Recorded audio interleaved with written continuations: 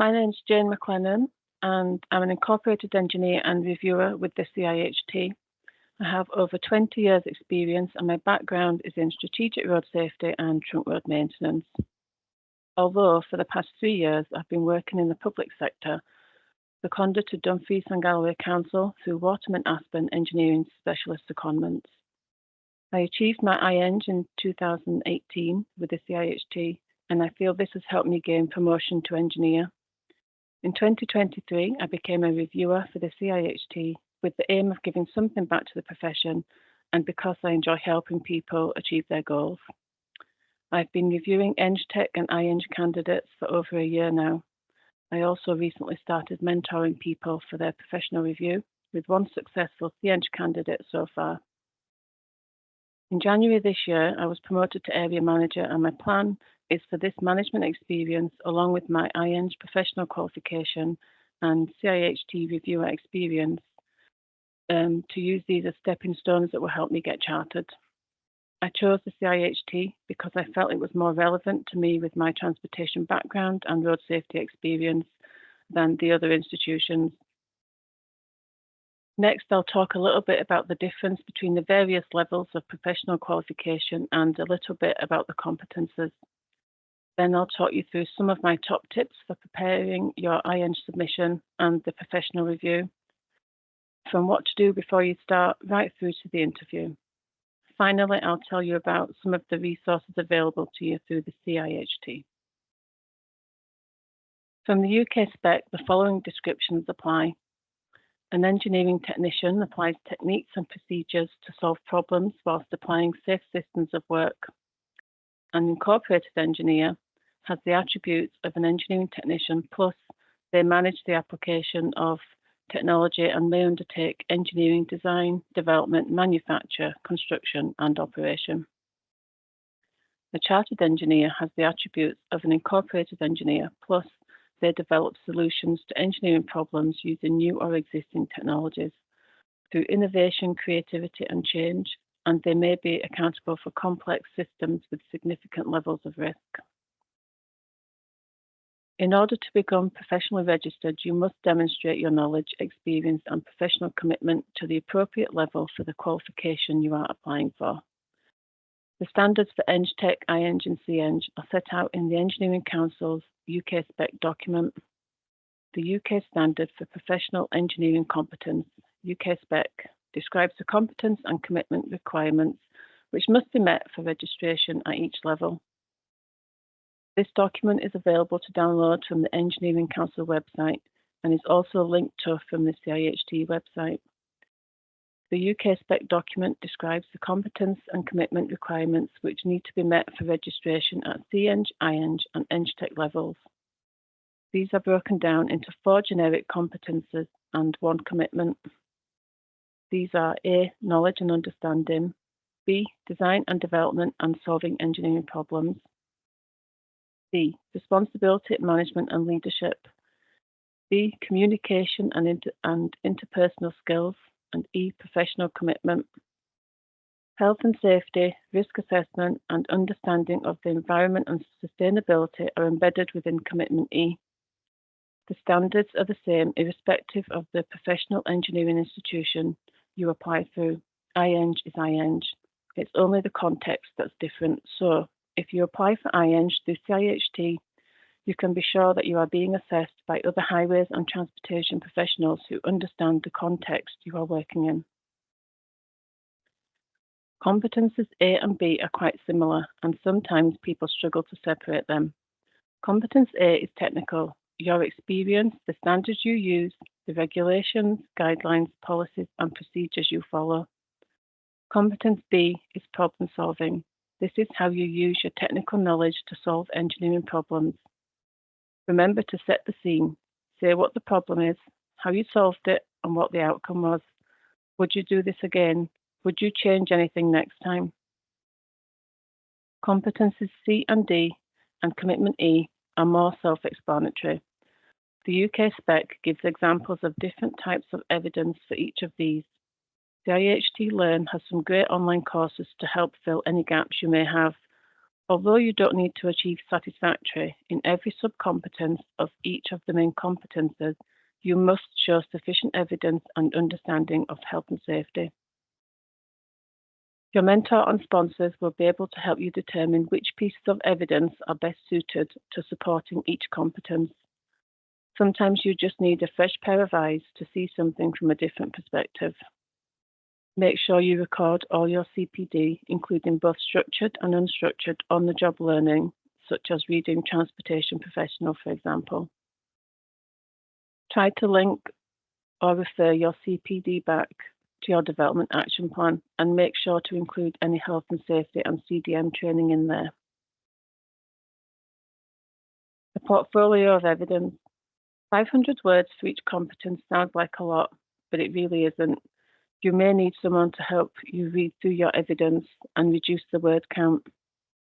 In the online portal, you can't save if the word count is over 500 words. But if you just click on a different competence, it will prompt to save instead, and you can reduce the word count next time you log in. It won't let you submit with over 500 words, so this isn't a cheat, but a way to help you gather your evidence until you have time to review it properly. You will need to give a brief synopsis of your presentation when you finally submit your portfolio of evidence. 15-minute presentation. This can be anything from one aspect of your project to the whole project. It can cover all your competences or a few competences. I recommend picking something interesting that you haven't really covered in your portfolio. The reviewers don't want to watch a presentation version of your portfolio of evidence. You could tell us about a problem you found and solved and how you did this. For my IEng, I taught my reviewers through one aspect of one of two projects, the consultation process for a structural maintenance scheme on a trunk road. You could do something similar, but I wouldn't use more than two projects. 60-minute interview. The reviewers will probably ask you questions based on your presentation first. I would then ask you questions on your portfolio, trying to make sure you have covered all the key attributes in the UK spec. Believe it or not, there is no set list of questions. All the questions you get asked during your review are designed just for you and based on your portfolio of evidence and your presentation. No two reviews are the same. Before you start, email the CIHT for an initial assessment to check if you are eligible for your chosen qualification and which route you should go for. If you are eligible for CIEng but don't think you are quite ready, you can apply for an interim registration, which is a certificate that says you are eligible and intend to apply for your chosen qualification. Your route will be assessed based on your academic qualifications and will either be the standard route or the individual route with a technical report. Choose your sponsors carefully and early. This isn't something you can rush at the last minute. Before you submit, your sponsors should be people who have worked with you and know you well enough to tell you if you're not ready or need more experience before sitting your incorporated engineer professional review. You only want to do this once. Your sponsors need to prepare a statement about how they think you are already at incorporated level, so they will want time to review your portfolio and give you feedback. If you think you are not getting what you need from your sponsors, consider finding a different sponsor. Get yourself a mentor. You may need someone to give you a nudge occasionally. Regular short meetings with a mentor can help. Ideally, this will be someone who has experience of sitting a professional review, but they don't need to have worked with you. In fact, they might be asked better questions if they haven't. If you can't find a mentor, the CIHT will be able to help you with this. Getting started can be daunting. Start small with bullet points, little and often, maybe 5 minutes per day. Then build it up to sentences and then paragraphs. Remember to add in your examples such as calculation sheets, reports, drawings, anything with signatures or initials in the prepared, checked and approved boxes. Start gathering these things early in case you change jobs or move on to a different project. You never know what will be important. You want as many examples of different types of evidence as you can. Then you can choose the best one that backs up your evidence. The online portal shows you how to save, allows you to save as you go along, so you don't need to fill it in all in one go, and this definitely is not recommended. And on that note, the percentage complete down the side is a great way to keep track and stay motivated. You can also print your portfolio before you submit it to see how it will look to the reviewers. Are the drawings in your appendices big enough to read, or would you be better with a large snip of a small area? Portfolio. Relevance. Make sure the evidence relates to the competence. You only have 500 words, so try not to repeat yourself. Make them count. Be concise. Less is more. You can expand on the details in your presentation or during the interview. You want to make it clear which competence you are evidencing, and you may want to number it or use it in the opening sentence. There is no right or wrong way to do this, but there's no need to waste words on an introductory paragraph for each competence. The reviewers and anyone else reading your portfolio knows why you have written it and why they are reading it. It's all about you and what you've done. Make sure you say, I prepared this, I designed that, I calculated the other. Make sure to use spell check. It doesn't make a good first impression if there are multiple spelling mistakes throughout your submission. If English is not your first language, make sure to get someone else to proofread it before you submit. Your appendices and CPD should also be relevant, concise, and all about you. Again, make it easy for the reviewer to find the information they need to see. When I went for my IEng, I was told this top tip, and I'm sure many people here have heard it as well, to leave a gap in their evidence to guide the reviewers to ask about a specific topic that they have prepared an answer for. There is some logic in this, but I personally think it's a risky strategy and I wouldn't advise it. After a mentee recently told me they did this and the question did not get asked, meaning they didn't get to show they had the evidence required to satisfy the attributes, and this candidate was unsuccessful in their professional review. Your presentation. Use photos, diagrams, and sketches. Make them big enough that the reviewers don't need to lean in to read them. If showing a drawing, consider using a snip of the area you're talking about. You don't need the full drawing. Minimal text. The reviewers will want to take a quick look at the slides and then make notes of things to ask you. Give them a chance to do this while you talk. Finally, practice, practice, practice. Make sure you have practiced your presentation multiple times and in front of different people. If you don't have anyone to practice on, just say it out loud at least once a day whilst timing yourself. Be familiar with your presentation will make a big difference to how prepared you are and feel on the day. Can you keep to the time limit? The interview. Know your portfolio inside out and have it to hand so you can refer to it.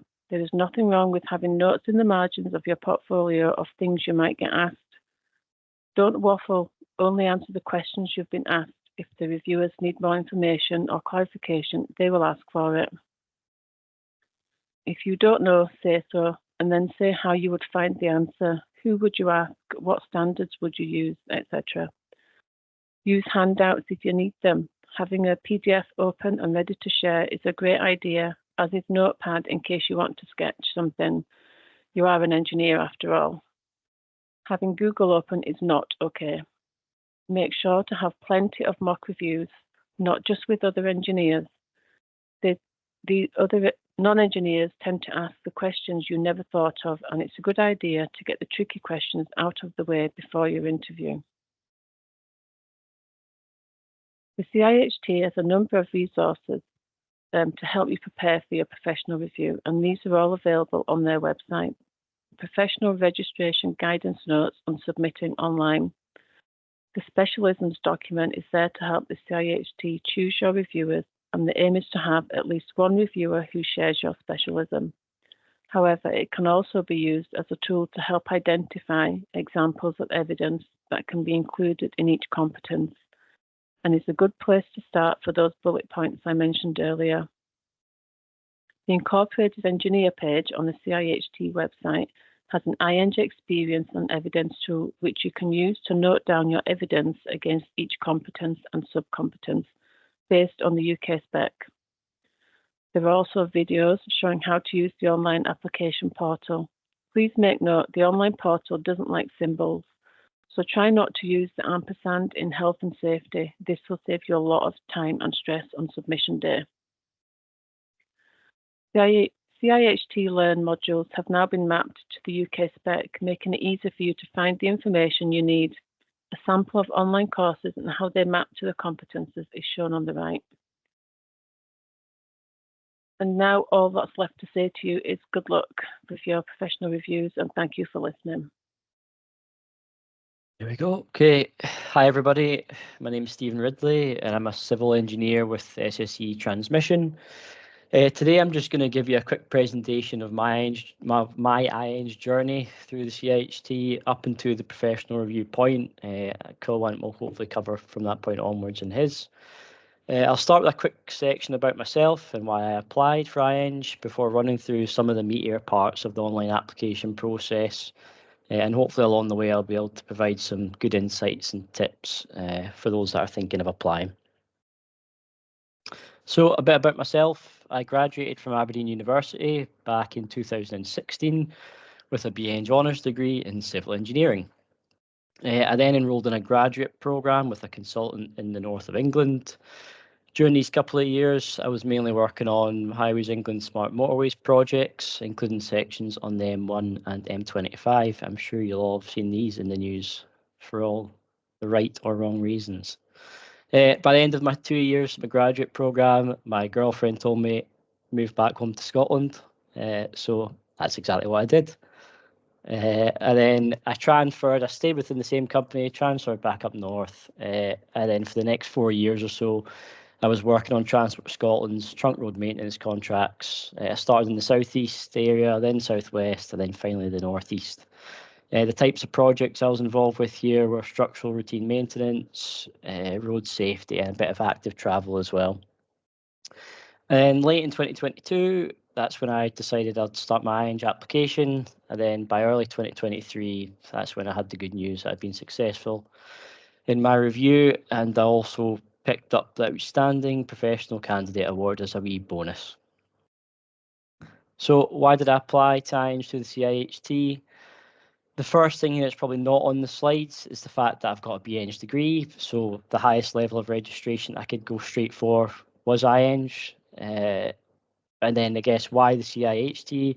Similar to Jane, my background, my experience just suited this institute the best. And I also had colleagues within the office that were chartered to the CIHT, and I even had a couple of reviewers as well. So it was just easy to draw on their knowledge and experience while I was going through the process. Moving on to a few other reasons. Recognition, it's an obvious one here. Being registered with the Engineering Council and getting that qualification proves a certain level of competency as an engineer. And from that, you gain recognition and respect, I would say, from your peers and other colleagues within the industry. Career progression. From my personal experience, I was working on a contract which had named roles. So those named roles required you to have a professional qualification. So in my instance, if I wanted to progress, I needed to get it. And I'd say in more general terms there, it opens doors, it creates opportunities for you to progress your career how you see fit. It's in any walk of life. If you've got a certain competency, the more you have, more qualifications you have, you can do whatever you like. It makes it flexible. And then a few more selfish reasons. So first, family competition. I've got an older brother, 2 years older than myself. I think in 2021 it possibly was, he achieved his charter status as an engineer, and he wasn't shy in letting me know about it. So I needed to do something about that, I thought. A personal goal, this probably just goes back to university, I would say. A lot of lecturers, they harbour the point about professional qualifications. So I think it's just in your head from an early stage, you should do it. So yeah, that's that. And then the final reason, and possibly the most popular reason amongst engineers, is you've got a greater earning potential throughout your career. If you're more qualified, chances are you'll achieve greater salaries and promotions, etc. So the first thing I wanted to talk through here was the initial assessment. Jane's kind of already covered it, but it's just a few things I want to go through. I think this was the first point in my process where I thought, right, that's it, I'm committed. to achieve an IEng. The process itself, fairly simple. It's made easy by an online application form, which is on the CIHT's website. I'll just play a wee video there. It's a really poor screenshot going down the page, but that's kind of what it looks like. And the one thing I wanted to say here, Jane kind of touched on it as well, was try and know what level of registration you're going to apply for and have an understanding of the prerequisites that are required for that level. So for me, had a bachelor's degree. I knew it was accredited by the Engineering Council through my university in CIHT, do a bit of research. So I knew I was eligible prior, but just double check, why not? And then the rest of the information here, it's fairly self-explanatory. Your CIHT membership number, an up-to-date CV. Hopefully we've all got those. And then details of any qualifications and educational documents. So for me, my degree certificate, that's what I was requiring here. But easy process, but at least you get you started. Moving into some of the sections within the actual online application, I'm only going to cover sort of 4 of the main ones I think are probably take the most time. The rest of it's sort of personal information, but I'll touch on that at the end. So starting with the CPD record, you require a minimum of 25 hours CPD annually, and I believe it's still 2 years prior, so you need to have 2 years previous of 25 years evidence to apply for IEng. What I would suggest here is actually just reminding yourself of the range of activities that count towards CPD. I think a lot of people get caught up on, well, is it a formal training course? Is it a webinar? It doesn't have to be. There's on-the-job learning. If you're reading a technical document for the first time and you're picking up some knowledge that you don't already know, that can count. So the CIHT, I think, has some good examples on this. So head onto the website and have a wee look. But the best advice I can give here is to record everything as you go. I know from my experience, that's actually my CPD record that I've got currently in the bottom left there. But when I went to apply, I did have a CPD record and I had my events, the number of hours, but I didn't actually put what I was planning to learn and what I got out of it. And I think that's the bulk of the time you spend doing. So don't do what I did. Record it as you go. Otherwise, you're going to have to go back and fill it all in, and it's not a nice experience. Then another quick thing with CPD is just I would try and vary it. Don't have all you're gaining tons of technical knowledge. Definitely include health and safety. Just try and get a nice variety to show your kind of rounded CPD activities. Professional development plan. So for this, I actually used my internal goals just within my business. You'll find that I had a couple that sort of linked anyway with what I was looking to achieve. But what all this is I think it's 3 goals or aims that you set out to achieve for your professional development. So just have a check there. You might be able to get something from it. The main thing with this, ensure your goals are SMART. We're all probably familiar with this now, but they're specific to yourself, measurable, achievable, realistic, and time-bound. And then the last thing with your PDP, which Jane again touched on, it should probably link to your CPD. If you set a development plan and goals, your CPD record should really be trying to back that up, and the activities you're doing should be trying to help you achieve those goals. So just have a quick read, see if it does link, and yeah, if it doesn't, maybe add a few more CPD activities towards them. The SWOT analysis. So strengths, weaknesses, and opportunities and threats. This is fairly self-explanatory. I found it pretty easy to talk about my weaknesses and the threats rather than my strengths. But my main advice here would be honest. For example, you can see that's actually what I submitted, and one of them is report writing skills. Again, you might think that's a glaring weakness for an engineer. It possibly is, but that was my weakness, and it probably still is to this day. But what it does allow you to do is show through your CPD or your evidence forms that you're working on it and you can do it. So yeah, be honest, and then also don't be afraid to ask your peers or your reviewers, your sponsors for help if you're struggling there. On to the sort of meatiest part of your application. Now, this is your evidence forms, which this is where you're trying to show that you meet the competencies laid out by the Engineering Council's UK spec. Definitely took me the longest to do this part of my whole submission, but I've got a few sort of lessons learned which I'll share, and hopefully that'll help you. So the first thing for me was breaking it down into smaller pieces. Very simple, but when I first started, I thought ATE competencies and commitment, 500 words each. I'll just batter these out in a week or a weekend perhaps. It's not as easy as you think to write about yourself saying I. It's not how everybody writes on a day-to-day basis. So I think just breaking it down into more manageable pieces. So if I set myself a program of, say, a competency for a week, I think it made me think I've got a lot less pressure on myself. And then once I'd set that down on writing, it was easy to get them done. And then the plus side of this approach is it gives your sponsors and the people reviewing your evidence forms more manageable pieces to look at. You've got to remember that the people reviewing this, they're taking their own time to do it. So the smaller pieces you give them, you might get a bit better feedback on it, I would say. Another thing with the evidence forms that helped me was just adding in, you can see it there on the left, I've got big letters there, A, B, C. That's the part of that competency I was trying to prove or show that I'm meeting within those bits of text. Very simple tip, but actually when you're reading it back or your sponsor's reviewing it, it lets them know exactly this is what I'm trying to say here. And you can quite quickly go, well, actually, it might not be meeting that, or maybe actually I'm meeting a different part of the competency better, so you can shift it. So yeah, easy tip, and you can always take it out when you actually go to submit it as well. This leads me on to another big part. I think Jane's already touched on it, the word count. It's not a lot. 500 words isn't a lot. You've got to be concise in what you're saying. My personal experience, my English, my writing skills, not the best. And when my sponsors went to review my first draft, they ended up scoring out quite a lot of it because it just wasn't relevant. It was just jibber jabber, really. And that's not what you're looking for here. You want every sort of word you've got in there, you want the reviewers to go, yeah, that's relevant to the competency we're in here. So yeah, just bear that in mind. Then in relation to the actual content of what you're putting in, you've just got to be super confident that you're ready to talk through it come your professional review and answer any possible questions that come out of it. I kind of agree with Jane.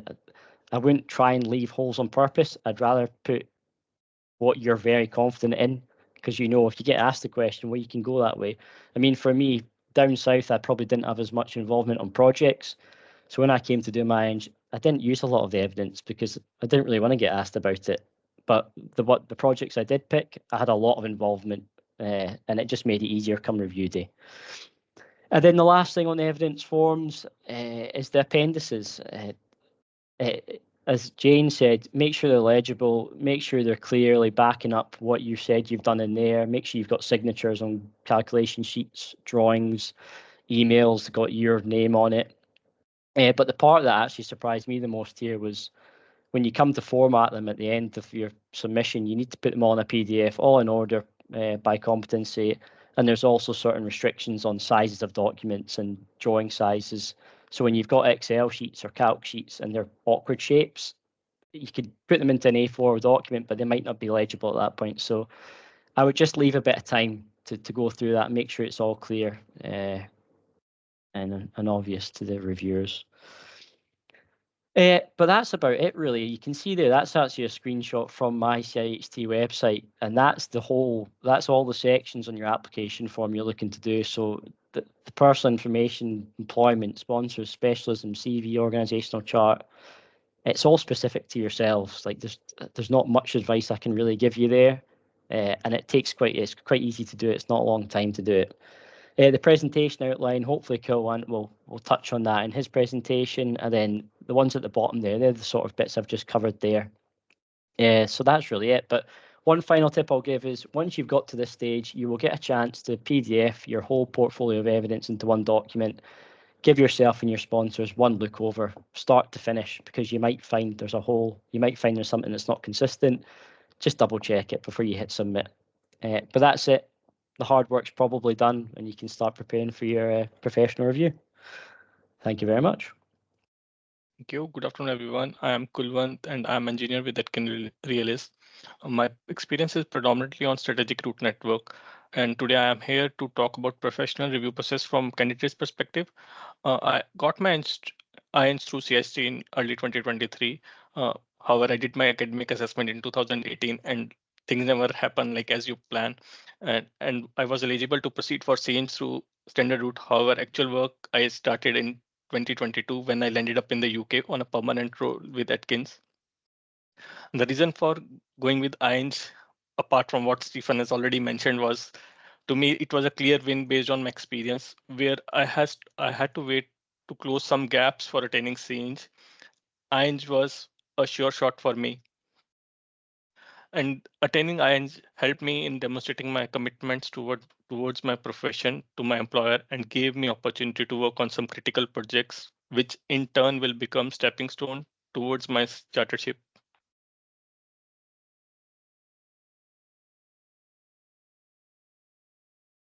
So Jane has already covered this part. IEng, like incorporate engineer is one who maintains and manages application of current and developing technology and may undertake engineering design, development, and manufacture, construction, and operation project. This is like corporate engineers can demonstrate they have know-how and they can work independently and can contribute to the project financial planning and management with some responsibility of leading and developing other professional staff. Both Jane and Stephen has already covered CPD, but what I really want to highlight is how CIHT Learn helped me in recording this. As Stephen mentioned, recording CPD is a tedious process, and record is as you do it, where CIHT Learn comes very handy. You can record your like all these CIHT Learn sessions or all the CPDs within CIHT Learn are linked to your development plan. They can be recorded directly onto your CPDs. And the best part is you can export it as a report as as part of your POE submission process. And CPD sessions undertaken outside CIHT Learn can also be added. Development plan and CPDs and SWOT analysis should be linked together. They should clearly demonstrate how you're planning to develop your weaknesses.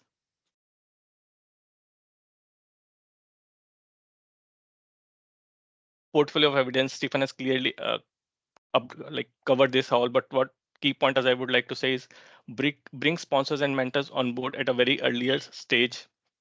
The sponsors can be from your company or whom you have worked in the past. My best thing was restrict to two mentors to two to three mentors. It helps in having more defined feedback because bringing more people on board will try to make things more clutter. Whereas if you have got two to three mentors, the feedback will be very directed or very acute. Other thing what I have been asked recently is like how many projects we can show in POE or what projects to cover. There is no limit to number of projects you can, but in ideal scenario, it should be 2 to 3 projects, which should cover all your competences. Plan and prioritize. Like how I did was I planned I will write a competency in this week, and then I progress like Jane mentioned, start with small, make bullet points, and then write your sentences. Focus on your role. It is very difficult to write I, me, and myself, but this is how the what reviewers want to see is what we bring or the what candidate has bring on the board or in the project. So it should be like what you have done, what is your role, what you brought in the project, and then support this with the examples. The examples can be your drawings, your calculation sheets, reports, emails, anything which supports or which demonstrate what you have done or what you have bought on this project. Professional review. The first part, once you submit your PO is shared to the reviewers to assess for the completeness and relevance, following which interview invites are shared. And once you have received the interview invite, half battle is won. So then you have to just practice for the interview. Reviews can last for 70 to 90 minutes. It's more of a discussion rather than an interview, and reviewers make you comfortable. It's more of a discussion. No design is wrong or right. Nobody challenges your design. It's just they want to understand what your role was and how you contributed to the design development. My experience was like one of during my review process, one of my reviewers happened to be living close to the project what I was presenting, and there was a lot of critical discussion around the same. So it is very important to know what you are presenting. And then presentation, the slot for presentation is 15 minutes, and reviewer will remind you like when you are about to reach that 15-minute slot. So it is very important that your presentation is concise and it covers all your competences within that time frame. Following which questions are being asked on presentation as well as the POE, which covers all the competences. Next step is know your portfolio. When we say portfolio, it does cover your CV as well, CV development plan, SWOT analysis. So CV and capture weakness and opportunity in development plan. Next is practice, practice, and practice. Mock interviews with peers. It will not only help like timing the presentation, but will also preparing expected questions. Ideally, presentation should not be more than 10 slides. Then frame your responses to competencies by explaining the STAR method, which is situation, task, action you took, and results achieved. And if you don't know any answer, accept it and explain where would you seek the information from, like peers, standards, where you will look out for, and that's it. And if you are good enough, then you will hear good news. That's it from my side. Thank you.